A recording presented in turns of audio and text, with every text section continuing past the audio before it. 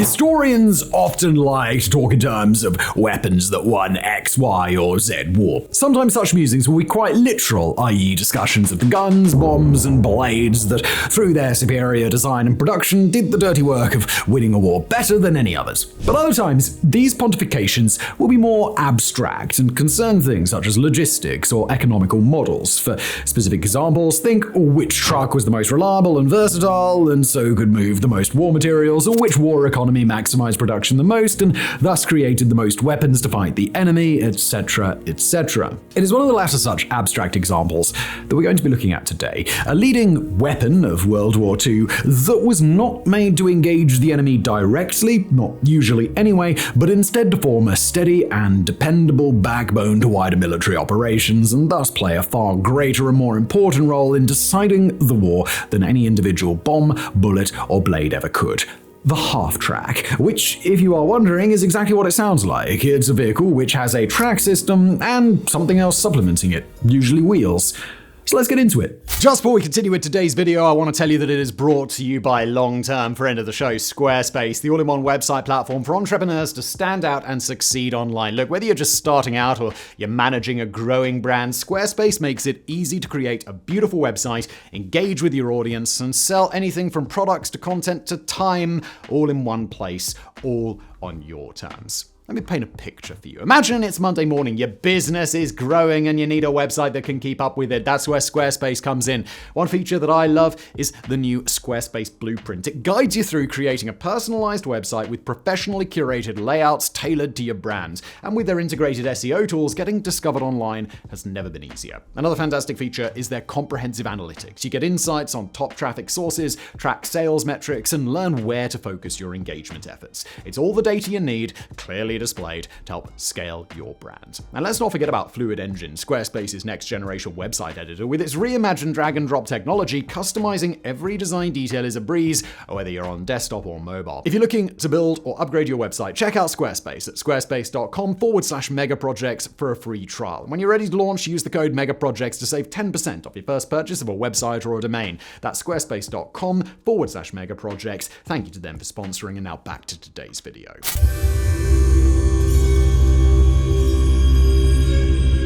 Half-tracks are synonymous with World War II, and for good reason, as it was the conflict in which they were used more than any other. But yet, despite this period-specific ubiquitousness, their history actually goes a canny bit further back than that, specifically to the very start of the 20th century. And more unexpectedly still, given how, in our modern lexicon, half-track is used to near universally refer to a military vehicle of some kind, half-tracks were actually originally developed as civilian vehicles, specifically as tough, go-anywhere machines that could tackle all manner of common yet annoyingly laborious industrial tasks. As for the very first one, that would be this, the mighty Lombard steam log hauler. It was first built in either 1900 or 1901, sources vary, with production continuing through to 1917, during which time 83 units were built. As for its creator, that would be one Alvin Lombard, an American logging engineer by trade. He envisioned his creation primarily being of use during the cold winter months, when heavy buildups of snow and ice in the town of Waterville, Maine, where he plied his trade, could make it impossible to move heavy lumber through men and horses alone, and thus could completely bring production to a halt. By all accounts, it worked an absolute treat, and if you happen to be wondering about its bizarre-looking design, yes, don't worry, your eyes don't deceive you. It is basically just a saddle tank steam locomotive plonked on top of some tracks, further fitted with a crude straight-down steering column jutting out at the front. Note further, in addition to being the first half-track, the Lombard hauler was also the first commercially successful tracked vehicle, period. Unlike many things we look at on this channel, however, where the first implementation of an idea serves as a spark that sets off a powder keg of innovation and subsequently caused ever more new and improved designs to start appearing thick and fast, no such process occurred for the half-track. Instead, the idea stayed modest in scope, with just the odd other type being made here and there, there with particularly stylish examples, including many of Tsar Nicholas II of Russia's personal cars, such as this one. What the idea really needed to take off was some kind of apocalyptic event that threatened the very existence of civilizations, so that money men would start chucking money at wacky new ideas such as the half-track. And what would you know? One such event just happened to be right around the corner, a little international spat that you might know as World War I. Naturally, with terrible ground conditions kind of being World War I's thing, the military adoption of a half-track was inevitable, and it came in the form of the Holt Caterpillar tractor, an originally pre-war tracked tractor model that the British bunged a front wheel on for military use and employed as an artillery mover. They also gave them out to all their friends, and so it also found its way into French, American, and Belgian service. All in all, the Brits produced about 3,000 of these come the war's end. Further to that, given their experience with Tsar Nicholas's personal garage, the Russians also supposedly retrofitted 182 of their Austin armored cars as half-tracks, but take this claim with a pinch of salt, because as much as we could find the claim written down easy enough, we couldn't find a single photo we could be sure was from World War I and not from the later Russian Civil War. If you're wondering what these may have looked like, however, here is one of the aforementioned Civil War era ones. Behold. And that was about it for World War I era half-tracks. Make no mistake, the half-tracked military Holt tractor had thoroughly vindicated the concept, and as a result, there wasn't a military on Earth that doubted their utility. But alas, the enthusiasm to really grasp the half-track by the horns just wasn't there. This is typically ascribed to being down to a perception that half-tracks, with their 50-50 nature, were unnecessarily complicated, and so one would just be better off going with a pure tracked vehicle, such as the American Model 1917 5-ton artillery tractor or the British Hornsby tractor for heavy pulling duties instead. Now that changed in the interwar years though, and suddenly, finally, new half-track designs began appearing with some degree of frequency across the civilian world, with examples including the American Lynn tractor, full production of which began just after the end of World War I in late 1918, and the Canadian so-called Bombardier half-track system, which was offered throughout the period to retrofit a range of nominally wheeled vehicles into half-tracks, everything from tractors to mail trucks to buses. Half-tracks also started to become more prevalent in the military sphere in the interwar years, with examples being the French Citroën P17 from 1921, the unit's P107 from 1934, the Polish C4P from 1935. These were all used in every utility role imaginable. There's troop transports, artillery tractors, recovery vehicles, trucks. Any time or place that a military needed something moving somewhere through crap terrain, it was increasingly half-tracks that were filling that duty. Note, however, they never fully replaced old-school trucks and tractors with any army, no matter how popular they became. They were still fundamentally niche as a transport solution in that period. And just as we saw with those early Russian Austin armored cars, which many have been retrofitted as half-tracks in World War I, but certainly were in the Civil War, armed half-tracks also became more and more common among mechanized units as the interwar years rolled on, where, much like a light tank, they were highly valued for their ability to move comparatively quickly and get over nearly any terrain. Examples here include the French AMC Schneider P16 from 1928, the Soviet Union's BA-30 from 1937. Now, that was all well and good, but as we just said, half-tracks, although becoming more popular, were always something of a sideshow during the interwar years. It would take till World War II for them to really come into their own. So now, let's bring this chapter to a close and move forward.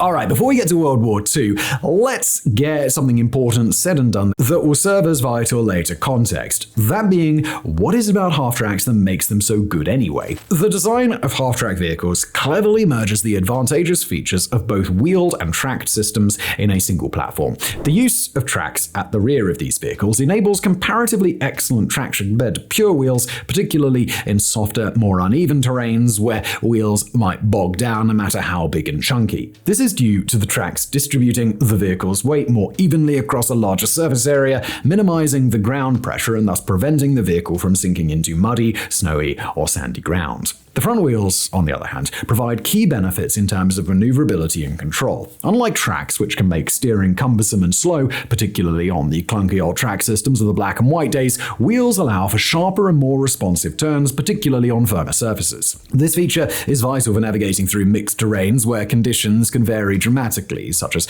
country roads, which in certain locales can vary between paved and unpaved at the drop of a hat. Wheels also generally allow for higher operational speeds on roads, making half-tracks faster and more efficient on structured paths than fully tracked vehicles. Additionally, half-tracks are typically easier and less costly to maintain than fully tracked vehicles. The complexity associated with tracks is limited to just one part of the vehicle, and what's more, thanks to that, the track mechanism is also significantly smaller than it would be if the vehicle is built with pure tracks, which reduces potential points of failure and thus increases reliability. Moreover, the stability offered by the rear tracks also enhances the load-carrying capability of half-tracks as compared to purely wheeled vehicles, making them more versatile. They can effectively transport troops, tow artillery, and serve as platforms for mounting heavy equipment or weapons. Simple enough, right? So let's move on and have a look at the half-track in World War II.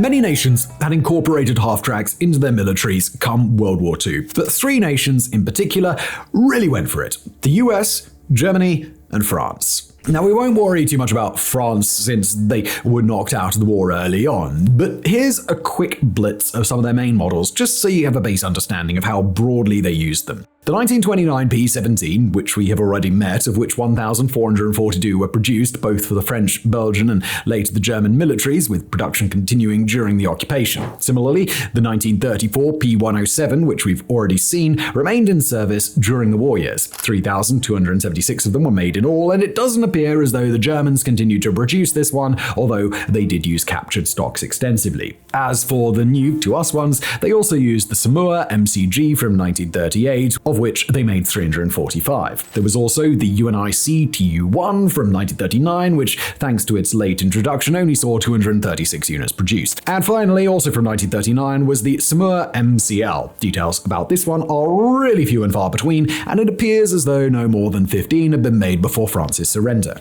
As for Germany, who we simply must focus in on more depth, they utilized a simply dizzying array of half-tracks. Partly the vast and eclectic mix of vehicles was due to inherent inefficiencies of Nazi war production, which saw mixed contracts being given out to competing companies left and right rather than simply standardizing on a few individual designs and fine-tuning its industrial apparatus to pump them out en masse, but also this was due to their hyper-specific military doctrine, which called for super-specialized machines for individual tasks rather than simply pumping out do-it-all machines that were good enough to get the job done. Of this crazy spread of half-tracks, we can break them down into two broad categories: armored and unarmored. Sadly, due to time constraints, we will have to race through the list of unarmored half-tracks because it really is a crazy amount. There was the SDKFZ-10, launched in 1938. It served primarily as a prime mover for light anti-aircraft and anti-tank guns. Give or take 14,000 of these were made. The SDKFZ-11, introduced in 1938, this vehicle was mainly used to tow medium artillery like the 10.5cm LEF-H-18 howitzer. Around 9,000 of these ones were produced. The SDKFZ-6, introduced in 1934, used for towing heavier artillery. About 3,500 of these were pumped out of factories. The SDKFZ-7, first introduced in 1938, served as a prime mover for heavy artillery such as the 8.8cm flak gun. Roughly 12,000 of these were produced. The SDKFZ-8, introduced in 1939, this heavy-duty vehicle was used to tow very large guns like the 21cm Mauser 18, and around 4,000 of them were made. The SDKFZ-9, Farmo, first seen in 1938, it was the largest half-track vehicle used by Germany, primarily for recovering heavy equipment and as a heavy artillery tractor. Somewhere in the region of 2,500 of these beasts were made. The Mortier, these modified trucks with half-track configurations, were developed during the war in 1943 to handle the Russian terrain. A little under 21,000 were made. The Schwere Wehrmachtsschlepper, SWS, introduced in late 1943, used primarily for towing and as a platform for rocket launchers. Barely 1,000 of these models were produced. And to round off Germany's unarmored models, they also had this mad little thing, the SDKFZ-2, better known as the Kettenkrad. This half-track motorbike, the only one ever designed that we're aware of, was made in 1939 and was intended to be an airborne artillery tractor, one able to squeeze into the Luftwaffe's gliders, but it ended up being used to do everything from cable deploying to towing aircraft around airfields come the war's end. As for the armoured half-tracks, there were two main models of them that we need to concern ourselves with: the SDKFZ 251 and 250. The 251, commonly known as the Hanomag after the company that designed it, was produced for the full length of the war from just before its outbreak in 1939 right the way through to Germany's surrender in 1945. Primarily, it was used to transport Panzer Grenadiers, Germany's mechanized infantry, into combat in safety, or at least more safety than would be provided by the unarmored SDKFZ-11 upon which it was based. Its design essentially being an 11's chassis with an armored box plonked on top and a couple of machine gun mounts bolted over the top to allow it to cover deploying infantry. It would also be further specialized into many more sub-variants for other tasks, with notable examples including the 251/9, which came equipped with a 75mm L24 low-velocity cannon poking out of the top on the same sort of pedestal mounting as was found in a Stug 3 assault gun. This was not designed to take on tanks, as any serious cannon would have gone through the 251S's 14.5mm armor plate like a knife through butter. Instead, it was intended to just lay down some high-explosive rounds as the Panzer Grenadiers deployed, taking the heat off them in that vulnerable moment. There was also the 251/12, an artillery variant which came with 6 side-mounted wooden frames able to launch either 280mm or 320mm rockets. A simple enough idea here. As it advanced, it could empty said rockets into the targeted deployment area, thus making the soon-to-be dropped-off infantry's job a lot easier. And finally for us, but no means finally overall, there was also the 251/22. This, like the 251/9, came with a whopping great cannon poking out, specifically a 75mm PaK-40 anti-tank cannon. But like the 9, this was intended to take on tanks. How, you ask? Exclusively with well set up ambushes and lots of jumping out and running away if said enemy tank survived and started to turn its turret towards you. All in all, give or take 15,000 251s were made come the war's end across all variants, and by most available accounts it was a competent machine that did what was asked of it perfectly well, albeit one that was unnecessarily expensive to produce and maintain thanks to its hideously overcomplicated overlapping suspension system. As for the SDKFZ 250, it was very much the 251's little brother, being both younger, having been produced from 1941 through to the war's end, and shorter by 4 feet or so. And just like the 251, it was also a normal unarmored half-track with the metal blocks plonked on top, specifically an SDKFZ-10. The similarities didn't stop there either, as generally speaking, it was also used in the exact same way as its bigger brother, just in a cheaper, easier to mass-produce way. It also had the exact same armor value, 14.5mm at its thickest point. 6,628 250s were produced in total, and once again, it also had its fair share of sub-variants for specific roles, with notable examples being the 250/11, which sported a 28mm Panzerbusch 41 anti-tank gun. When it comes to the US, however, mercifully their roster of half-tracks was much more streamlined, with there only being 2 major models that we need to concern ourselves with, the M2 and the M3. The former one was initially designed as an armored vehicle that could support both reconnaissance roles and artillery towing, as well as accommodate 8 passengers, when it was called upon for good old-fashioned troop ferrying. Although, note, like the 251 and 250, it was armored against small arms fire, not tanks, as it only sported 12mm of armor at its thickest point. Over 13,000 of the M2 and its variants were produced during the war by manufacturers such as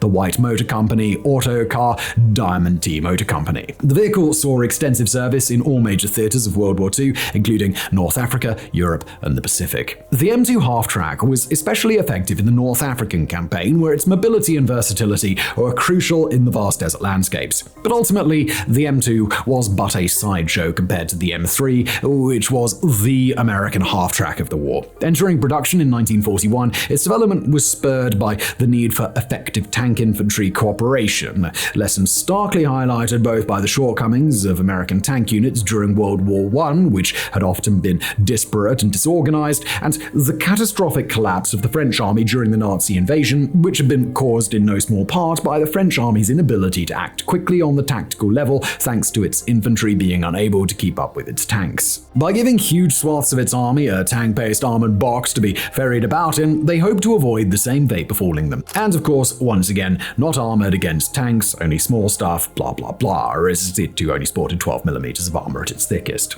The M2 was also designed with this in mind, but it was far too small to be properly effective, as squads would have to be divided up across multiple M2s, but the M3, which was able to fit 12 men in the back, yes, that was what is about deploying a full squad of men in one go, all of whom had just been told by their sergeant exactly what they were going to be doing when they jumped out. Little details like that make a big deal in war. And naturally, the M3 also had its fair share of weird and wacky variants to increase its utility, with notable examples being the T-48, which sported a 57mm M1 anti-tank cannon, and the M16, which had 4 M250 cals on the back for short-range anti-air duties. The brass, for their part, couldn't have been more pleased with the M3, which they by and large considered an absolute godsend. This attitude is best reflected in its production figures, 65,000 units in total. So yeah, it's fair to say that while it never fully replaced the good old-fashioned wheeled truck in World War II, it was still a big deal. Alas, though, all good things must come to an end, and the half-track is no different. The intrinsic utility of the half-track that we discussed a couple of chapters back still remained, of course, but two things had happened that by and large made them surplus to requirements. Remember the crap steering of pure-tracked vehicles that we discussed earlier? Yeah, that wasn't really a thing anymore, thanks to improving technology, and secondly, the fact that the world wasn't locked in an all-out total war for survival anymore meant that militaries could splurge a bit and treat themselves to pure-tracked vehicles more regularly, since they'd be buying less of them. This led to the end of the half-track in the personnel carrier role, its mainstay, in favor of vehicles such as the American M113, the British FV432, and the Soviet MTLB. With it losing its leading role, all of those other secondary variants and roles went with it. Although, note this is only a general rule, and of course specific conditions existed in different militaries that deviated from this general trend. For example, the half-track clung in there for a while longer with certain militaries, with the M2 remaining in service in Argentina until 2006, the M3 with Israel until 2008, and the 251 with Czechoslovakia until 1989. But in real terms, they were gone and replaced come the mid-Cold War. These exceptions just being little historical quirks and flukes here and there. And just to finish on a real exceptional note, there was even an attempt to revive the half-track in the 1990s with the VXO amphibious half-track, a joint collaboration between Finland and, of all places, Liechtenstein. But alas, nothing came of this effort.